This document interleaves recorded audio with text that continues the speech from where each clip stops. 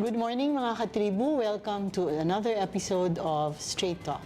Now we have as guest one of the men of the hour, no less than the Secretary of Justice, Secretary Jesus Crispin Boying Remulla. Good morning, Sec. And Good morning, Gigie. Thank you for granting the invitation to guest in Straight Talk. So can we fire away Please. the questions? Yes.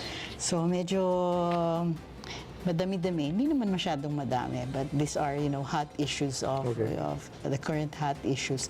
So for the first question, when you were in Geneva a few weeks ago, you invited like 3 special rapporteurs to the Philippines to enhance efforts to address... Correction, I invited one Okay.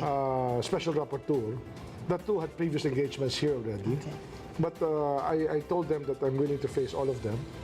And the one I invited was already in the horizon because we were supposed to have a capacity building activity with the UNJP before the pandemic.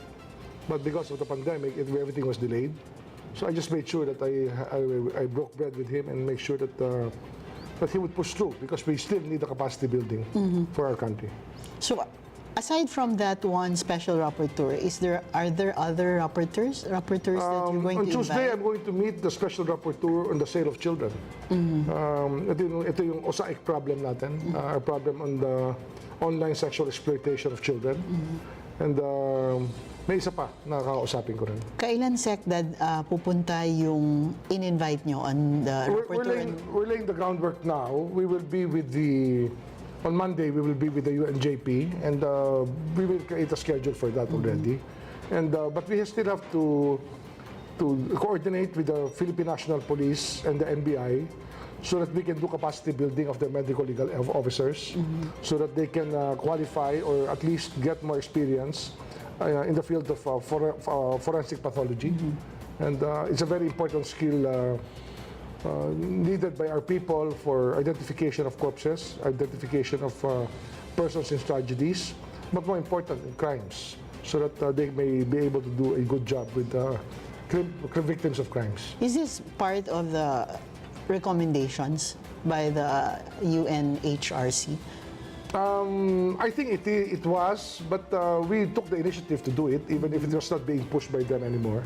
We took the initiative to do it because we need the skill, we need the capacity, and remember that when Yolanda hit us, we had to import people to help us, and this special rapporteur was one of those who helped us identify the victims of Yolanda.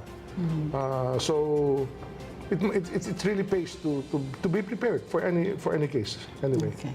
So, you said it's going to be this week? When is the rapporteur for we expect children? to have, for the children, it's going to be Tuesday, Tuesday afternoon. For the special rapporteur on extrajudicial killings, we expect the activity to be held sometime March or April. So that's going to be next year. Yes. Okay, so your recent trip to Geneva, like weeks ago, there was a better appreciation of the PBBM's respect for human rights. Now, what will be the perceptible changes in the approach of the government from before regarding anti-drugs campaign? Well, we are trying to inject human rights at every stage of the proceedings. But in the anti-drugs campaign, we are more concentrating on the source of the drugs than anything else. And well, there are things that we still have to fire off, the orders to be fired off to the police officers, that the quota system has to go. There should be no quotas with regards to arrests to be made by people needlessly, and that everybody has to be Mirandized to go to the Miranda doctrine, the ruling on the Miranda doctrine. And we have to respect the rights of people who are accosted by the police. I didn't know there's a quota for.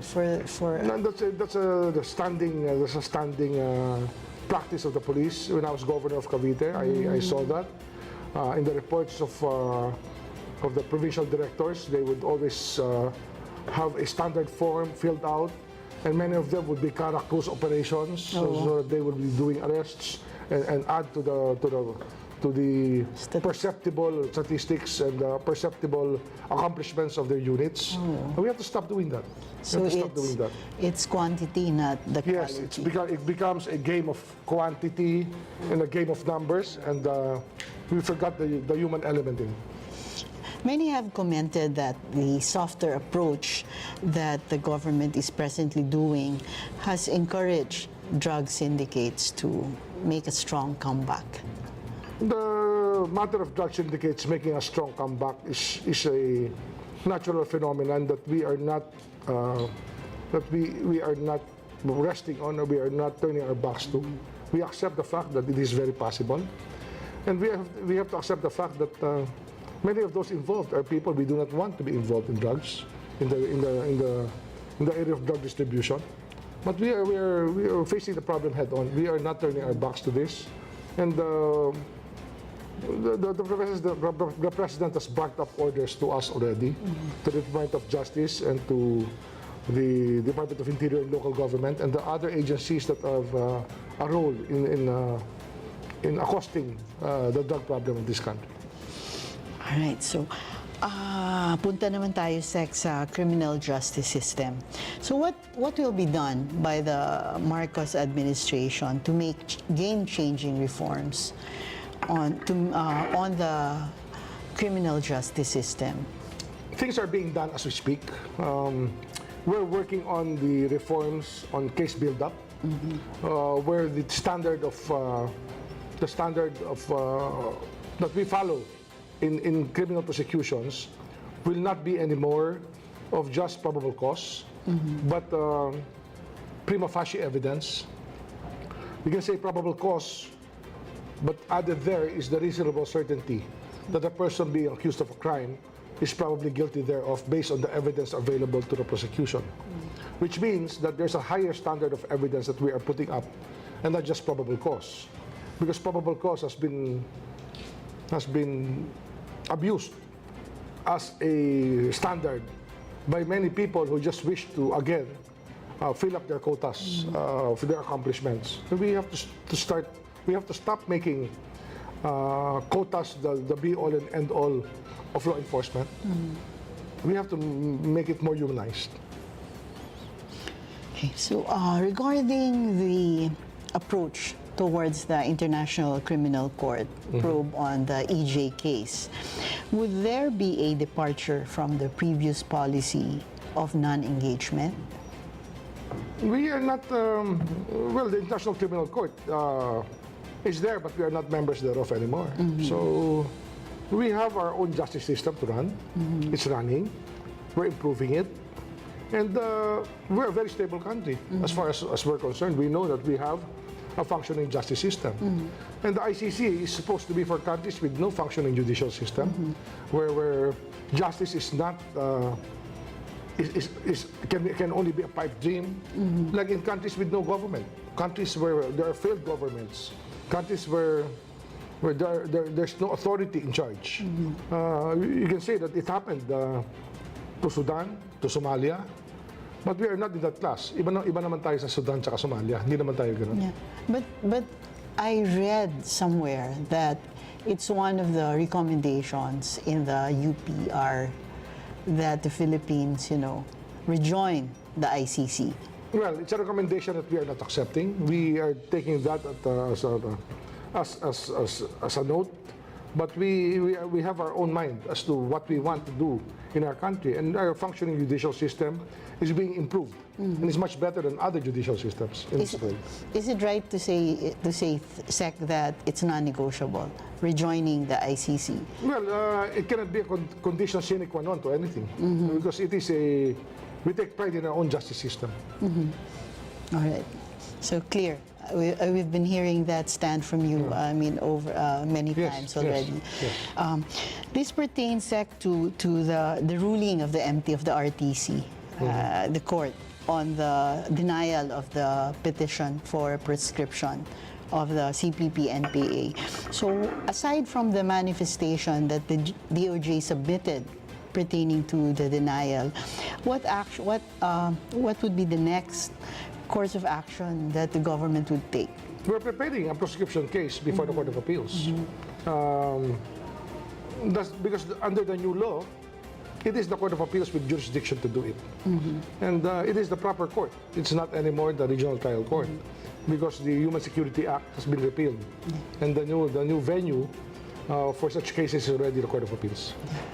So is there a timeline or, when the case would be filed? We have to be satisfied with the way that we write our case before we file it. And I think that we just have to keep working on the cases that we are filing. We have to be satisfied with the premises written therein. We have to be satisfied with the legal basis of everything we put in, with the factual basis. So we were not in a hurry to do it, but we will do it very soon. Okay. All right. So that's very clear because, many people are, The Court of Appeals na yan. Wala na sa RTC yan. Wala na silang jurisdiction dyan eh. Yeah. So, tungkol naman sa mga drug prosecution cases, Sec, how many ang natatalo?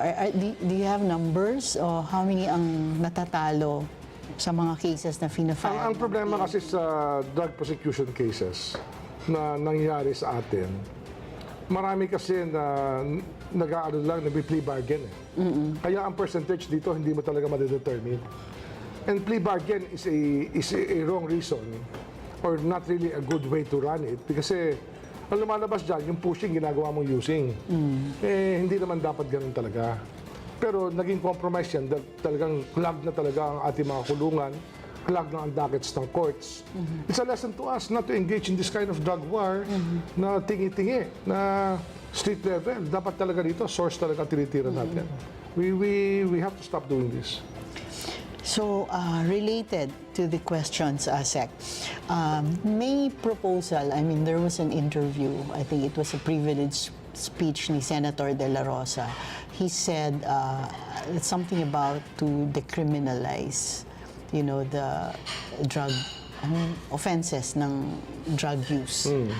Such that it would, decongest the jails.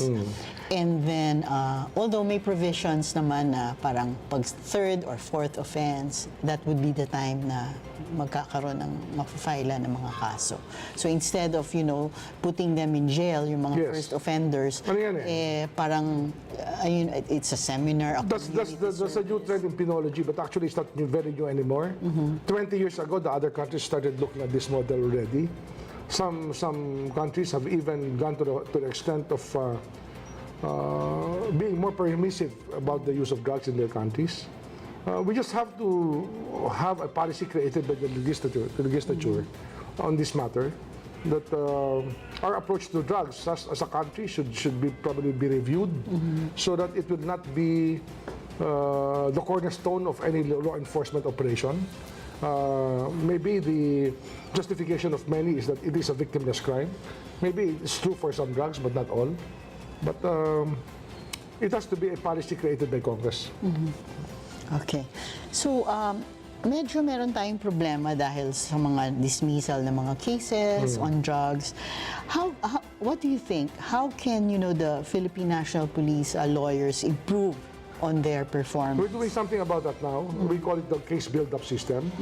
The prosecutors and the police will be trained to work together in all cases so that no case will be filed by the police without the prosecutors reviewing them properly with them before filing. We're reminding everybody in the law enforcement system that we are all members of the executive.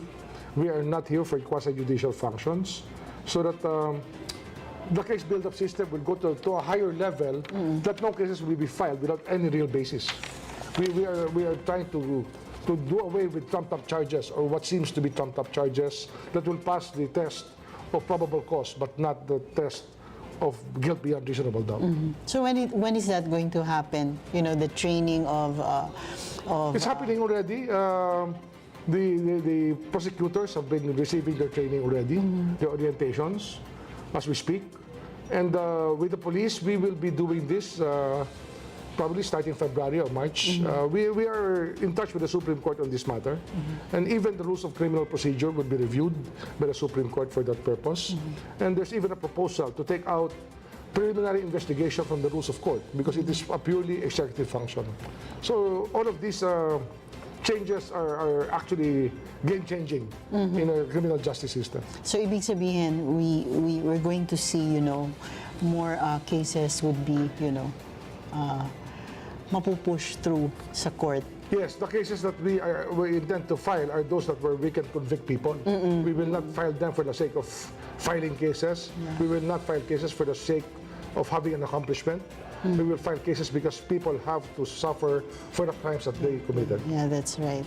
Kasi yun yung it's lamentable na, all the cases filed sa... Yung pwede na system, hindi na pwede yung pwede na. Yeah. We will not allow that. We want a higher standard for law enforcement and for prosecution also. Welcome ka dito sa SM. Come as you are. Mahilig ka man sa pabago-bago o sa paikot-ikot. Yung nag-a-adulting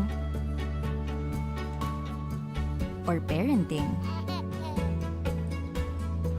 Ikaw na kulot, white-haired, purple-haired, kayong magkaibigan na nagkaibigan. Buong barkada. Yung gusto mo, chill lang. Or gawin yung feel mo lang. We know you're changing. So we're changing with you. Come on in. We're all in. At SM, you're always welcome here. Joe Saldariaga po. At may tabasa David. Good news! Ngayong July, decrease po tayo. Halos 71 centavos ang bawas.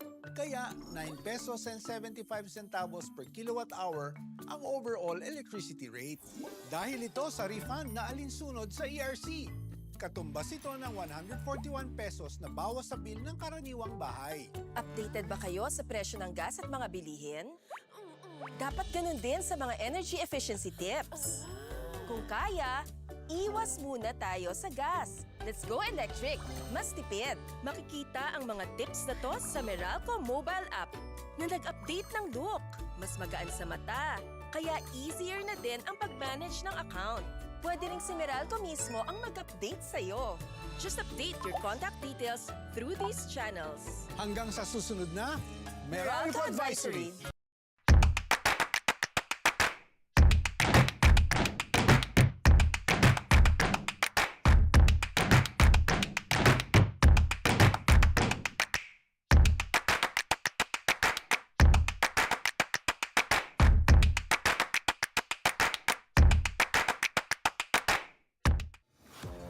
Introducing the new MGHS.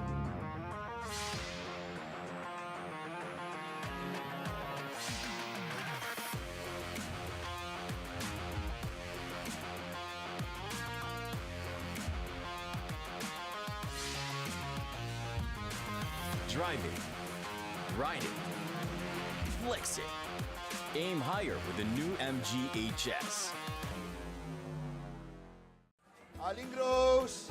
Ay, kaganda ng kamatis mo ah. Magkano to, Aling Rose? 80 per kilo. Ha? More naman? Maganda kasi. Naku.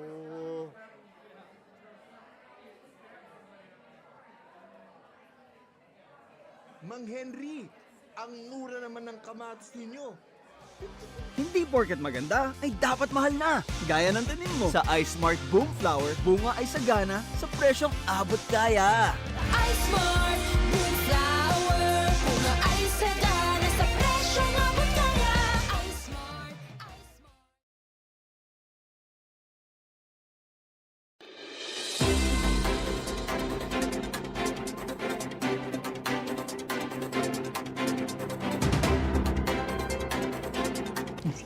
So, the DOJ released its opinion on the legality of the National ID Contract Yes. Amendment. So, Yes. that was recently.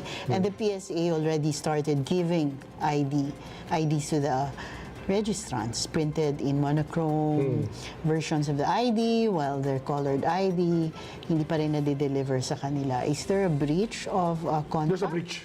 And if so, how will the DOJ act on it? It is a contractual. It is a contract entered into by government, which has to be resolved within the contract. But the DOJ cannot be an instrument to changing the terms of a contract. What is in the contract is what we stand by to, and it is supposed to be a colored ID system, not a monochrome ID system. The monochrome system is much cheaper than the colored ID system. It is a way of cheating the government, and we would not want to allow that. Yes, shortchanging the government. Yes, yes. Nabubura nga eh. Like, ganun mo lang, nabubura siya. So are we talking about like one contractor, or are there multiple Well, it's actually contractors? the BSP is the one that's running that show. So it's a BSP's problem. All right. So, what, clarify ko lang. So what the DOJ would be doing is review the, is that what you mean, Sec? Review No, the we contract? already gave a contract. We already gave an opinion on that. Okay, so it's up to the BSP. It's up to the BSP to act on- correct everything. All Yes, right, yes. all right. And then we go to the Lima case, former Senator De Lima case. What would be the next step of the DOJ if at the end of her trial, zero pa din yung, the evidence against her? What do you mean zero pa rin? Medyo ano kasi yung mga there are some witnesses who retracted, and then there's not enough evidence, and then That is up to the court to appreciate any retraction. The fact is, this person who retracted, or maybe the people who retracted, gave testimonies to the House of Representatives, to the Senate, to court, one after the other, and they were very, very certain about what they were saying before, and suddenly they're retracting. It is for the court to appreciate it. But retractions are frowned upon, according to the Supreme Court, in a long, long line of cases. It's a very long line of cases, and that is the law of the case. I mean, the law that as jurisprudence would have it, is that the courts do not favor retractions. Oh, ganun pala yun, Yes, Sec? yes. Because every now and then we read about cases, witnesses retracting left and right. Yeah, but if it's the only evidence that stands there, there can be some doubt. But there are other evidences. Okay. All right. Here. Nabanggit ko kanina about yung proposal ni Senator De La Rosa. Meron naman ding relatedly, there is there's some sectors, advocates who are pushing for the criminalizing of cannabis as for medical purpose. Your thoughts? On? Decriminalizing cannabis. Well, that's a scientific question. It is a question for the Dangerous Drugs Board to recommend.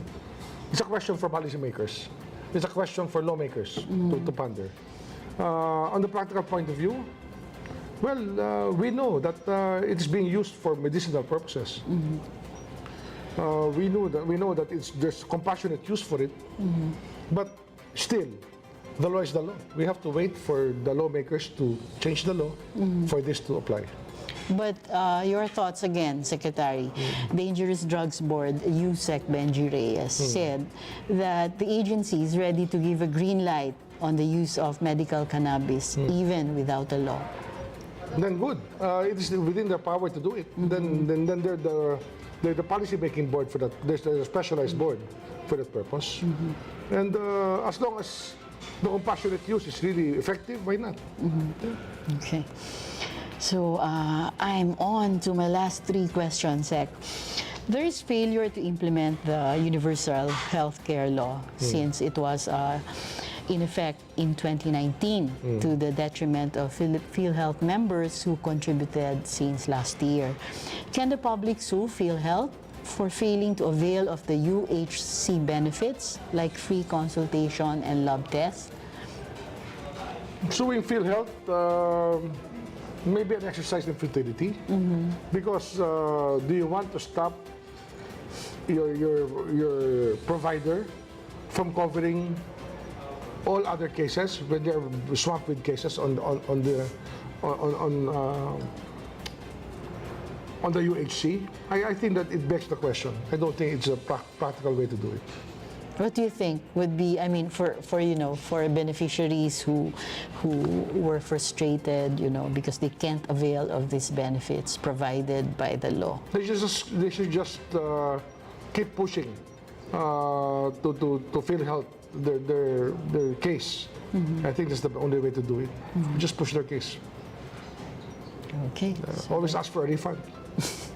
Okay. So, and then your predecessor here in the DOJ said that the control over Bucor must be brought back.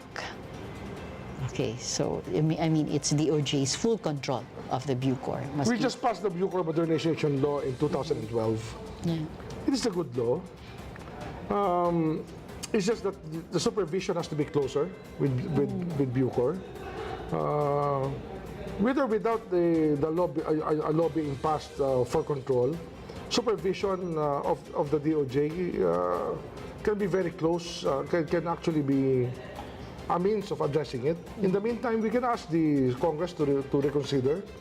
But as far as I'm concerned, I know that given the right leadership, the Bucor will be able to do it very well. But there's just so much to change within the culture of our correction system. It is a massive change that we are implementing right now. Is it, a long-term plan? It's a 5-year plan. So it's going to be... It's a 5-year plan. We want to close down Muntinlupa. We want to close down Bilibid. We want to regionalize the jails. We want smaller jail facilities. We want our parole and probation officers to be very active so that we can decongest the jails. We want to decongest the jails and also the detention facilities. It's really more of a proactive stance towards the correction system as a pillar of the criminal justice system that we should seek. Improving Bucor will actually be a reflection on how we are as a country in terms of how civilized we are.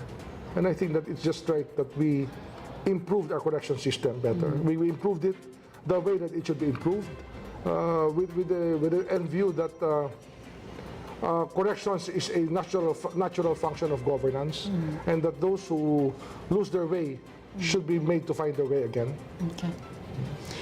Speaking of decongesting the jails, you mentioned a while ago, you have released so far less than 1,000. More than 1,000 yes, since. But that's not counting detention prisoners. We're only talking about the correction system. Yeah. But the people in the jails right now, in the pre-trial or the trial proper under the BJMP, we have asked the PAO to help us decongest more. We have released thousands there, more than a few thousand already. I think more than 5,000 within the BJMP system. But we need to do that more because our jails are just so full, and that it's very inhuman. It's very inhuman to keep people in such a bad state. Are we looking at more releases in the coming weeks, like in time for Christmas? Yes, we are. We're actually working for a clemency. We're asking the president to grant clemency to many people. Yeah. We want to grant clemency to more than 500 people, maybe 600 people this coming Christmas. But we are releasing again a new batch for December. We are doing these releases on a monthly basis for Bucor, but on the detention facilities of BJMP, the PAO, we're asking the PAO to release people as many as possible on a weekly basis, because this cannot stop because our jails are just so full. Are senior citizens included, like 70 years old? That's part of the plan. That's the executive order of Gloria Macapagal Arroyo, as president before, where people 70 years old may be released, 70 years of age or older. And we have a plan now that we will the minimum security prisoners will be moved to Fort Magsaysay, and the minimum security compound inside Bilibid will be a home for senior citizens. And that will be a pre-departure area so they can go home already to their families. We will be processing them, and we will look at the wisdom of the UN ODC study, the UN Office of Drugs and Crime, where there's a fact that they have established throughout the world that 95 to 97% of the people above 60 do not wish to commit crimes anymore. We'll try to look at that as a basis for freeing up more people from jail. There's a big debate about the death penalty, etc. It begs the question, because the more important thing is that punishment, crime and punishment should be commensurate to the crime. And the best way that you can actually deter people from wanting to commit crime is to give them the maximum punishment possible. And a supermax prison is the most probably would approximate the worst punishment one can get, because for 23 hours a day you are under confinement. You only have 1 hour of sunlight, and that is a trend that has been recognized throughout the world as humane.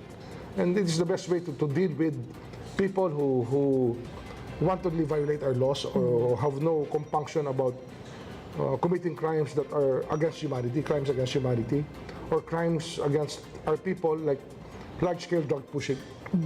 These people have to really suffer the consequences of their action.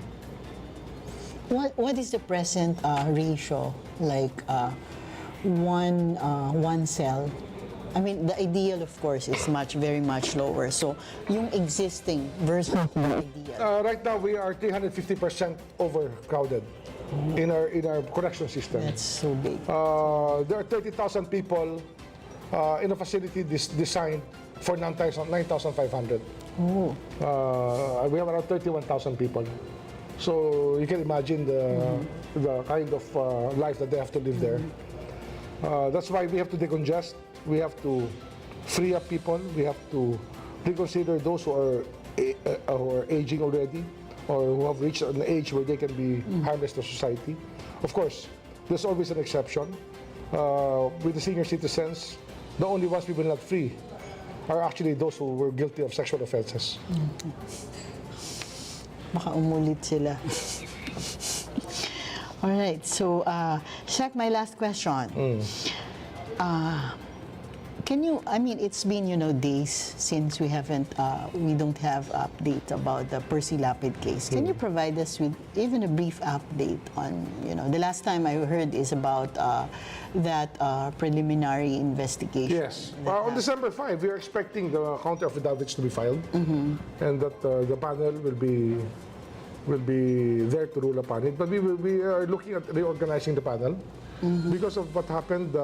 Why is that so, sir? To mix up on the names, on the name of the respondent. We saw that this is not a very good sign.